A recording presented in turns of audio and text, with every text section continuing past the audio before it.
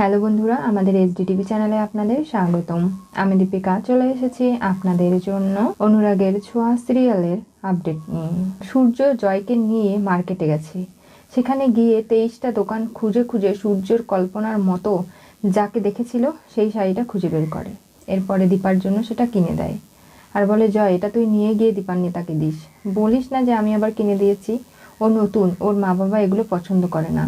এখন কোথায় যাবে, কি পরবে না পরবে, তাই ওর সম্মান রক্ষার জন্য এই শাড়িটা কিনে দিয়েছি। আর মনে মনে ভাবে, আমাকেও তো বুঝে নিতে হবে আমার কল্পনার চেয়েও দীপান্বিতা সুন্দর কিনা। আমি যা ভাবছি সেটা কি আদৌ সত্যি কিনা মিথ্যে। দাদাই আর কিছু নেই তো? না।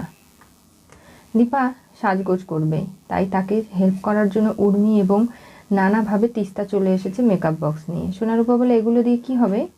এগুলো মেকআপ করলে বেশি সুন্দর লাগে। মা একটা লিপস্টিক দিয়েছে, মাকে তো মা লাগছে না। এরপরে দীপা নিজের মতো করে সাজবে সেটা জানিয়ে দেয়। তখনই জয় চলে আসে, বলে, এই দেখো দাদাভাই তোমার জন্য শাড়িটা কিনে দিয়েছে। সত্যি বলছো? হ্যাঁ। ওর পছন্দের কল্পনার মতো শাড়ি খুঁজতে খুঁজতে ওর সঙ্গে আমি মার্কেটে একদম অবস্থা খারাপ হয়ে গেছে। এটা কিন্তু তুমি অবশ্যই করে পড়ো। আর তুই চিন্তা করিস না দিদি, দাদাভাইয়ের কল্পনার মতো করে তোকে আমরা সাজিয়ে দেবো না উর্মি।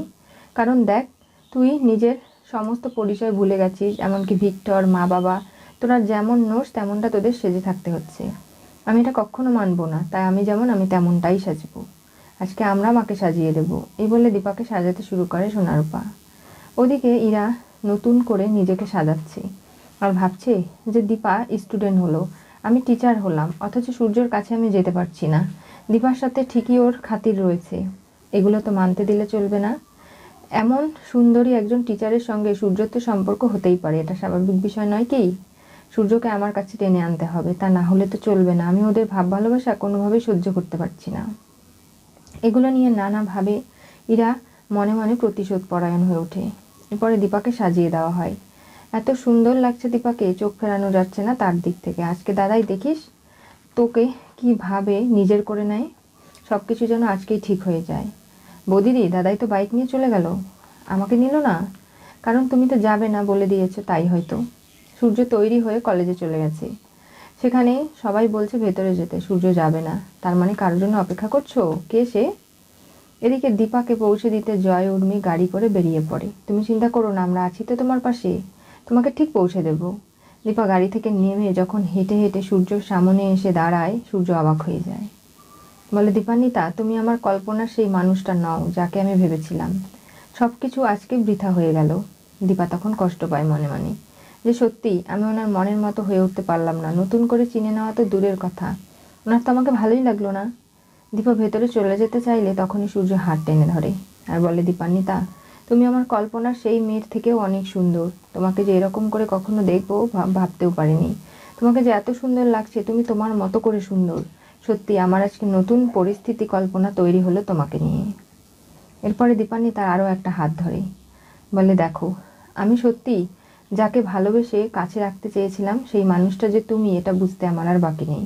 তোমার সঙ্গে আমার সব দিক থেকে মিলে যাচ্ছে। হয়তো আমাদের এখানেই ভবিতব্য রয়েছে।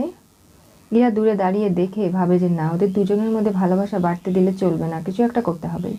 তখন স্টুডেন্টদের পাঠিয়ে দেয়, বলে, যাও তোমাদের ক্লাসমেটকে ভেতরে নিয়ে যাও, অনুষ্ঠান তো শুরু হবে। তারা এসে সূর্যকে হাত টেনে ভেতরে নিয়ে চলে যায়।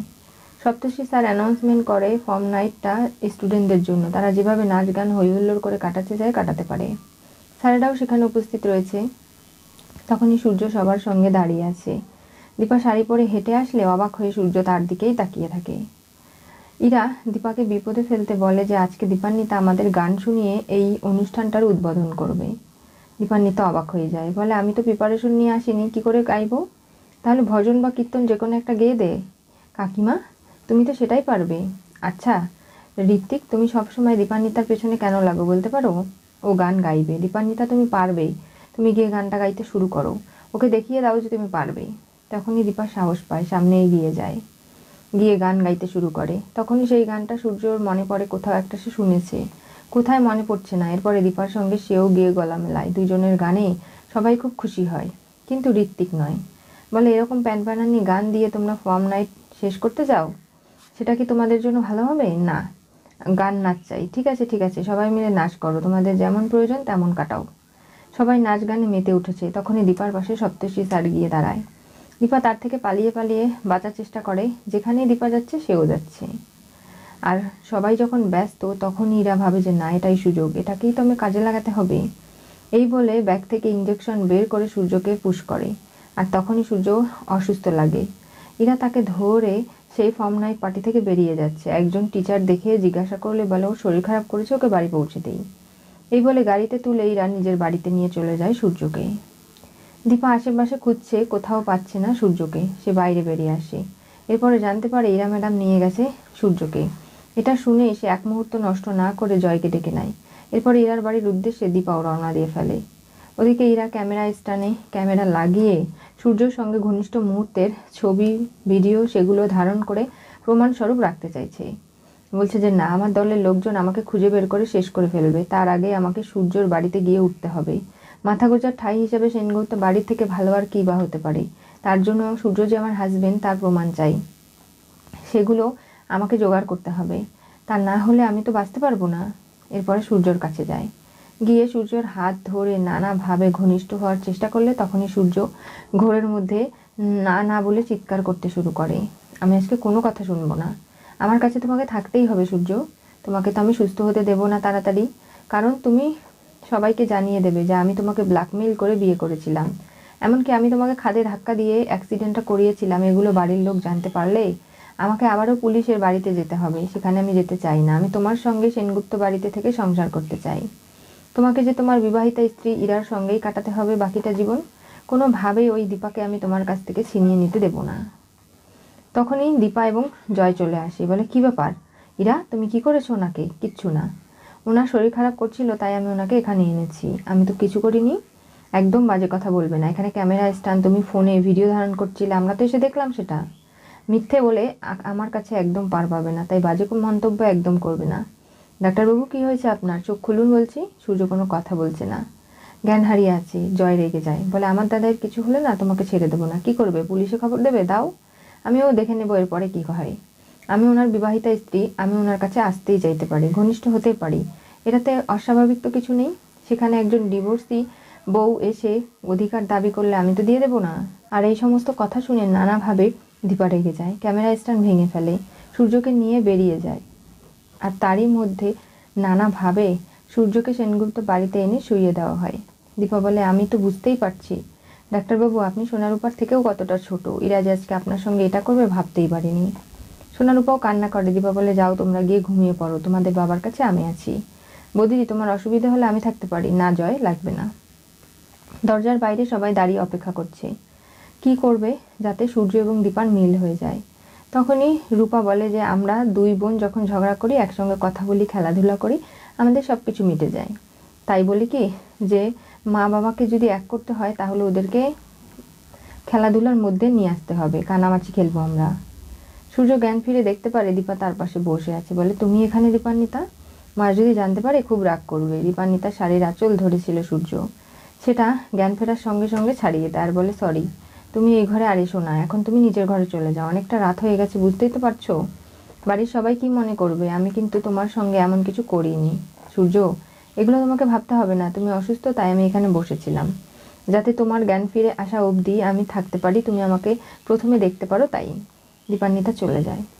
তখনই সোনারূপা সূর্যকে এনে ঘুম পাড়ার পরে চোখ বেঁধে দেয়। বলে আমাদের সঙ্গে কানামাছি খেলো, তুমি আমাদের ধরতে পারবে না। দেখো। সোনারূপা তার মাকে সামনে এগিয়ে দেয়। সূর্য দীপাকে ধরে ফেলে। এরপরে পা পিছলে পড়ে গিয়ে দীপার গালে কিস করে বসে। তখনই সেখানে ইরা এসে উপস্থিত হয়। বলে সূর্য তুমি জানো দীপান্বিতা ডিভোর্সি, ওর এর আগেও বিয়ে হয়েছিল। সূর্য অবাক হয়ে যায়। বলে কি? হ্যাঁ, তবে কার সঙ্গে বিয়ে হয়েছিল সেটা জানো না? জানলে তো আরও চমকে যাবে। আপনি বলুন না, যখন সব কথা আপনিই বলছেন। তখনই ইরাকে ধমক দিয়ে বসে দীপা। বলে ইরা, তুমি কি বলতে চাইছো? সমস্ত কিছু সোনারূপা ভেতরে পাঠিয়ে দিয়ে দীপা, সূর্য এবং ইরার মাঝখানে কথা হতে থাকে। আজকে ইরা সেনগুপ্ত বাড়িতে এসে এরকম যে ঘটনা ঘটাবে দীপা কখনো ভাবতেও পারেনি। ইরা কখনো সূর্য দীপাকে এক হতে দেবে না, এই প্রতিজ্ঞাবদ্ধ। কী হতে চলেছে অনুরাগের ছোঁয়া সিরিয়ালের পরবর্তী টুইস্টে? সূর্যকে ইঞ্জেকশন দিয়ে ইরা সময় কাটাতে গিয়ে দীপার কাছে ধরা পড়ল। আজকে যেভাবে সূর্যকে ইরা তুলে নিয়ে গিয়েছিল নিজের কার্য হাসিল করার জন্য, আদৌ কি সেটা করে উঠতে পারবে? দীপা তো ফোনটা কেড়ে নিয়ে আসেনি, সেই ফোনে ভিডিও, অডিও, অনেক ছবি রয়েছে যেগুলো এরা ধারণ করেছে সূর্যর সঙ্গে ঘনিষ্ঠ অবস্থায়। সেই ছবিগুলো যদি সবাইকে প্রমাণস্বরূপ দেখিয়ে সূর্যর এই বাড়িতে থাকার ইরা সিদ্ধান্ত নেয়, তাহলে কেউ কি আটকাতে আদৌ পারবে? আর দীপার প্রতি সূর্যর একটা টান ভালোবাসা তৈরি হয়েছে। হাজার ভিড়ের মাঝেও দীপাকেই খুঁজে নেয় সূর্য। এই সব কিছু কোনোভাবেই মেনে নিতে পারে না ইরা। এবার কি তাহলে ঘটবে জানতে চোখ রাখতে হবে আমাদের চ্যানেলে। পাশে থাকা বেল আইকনটি অবশ্যই করে ক্লিক করুন।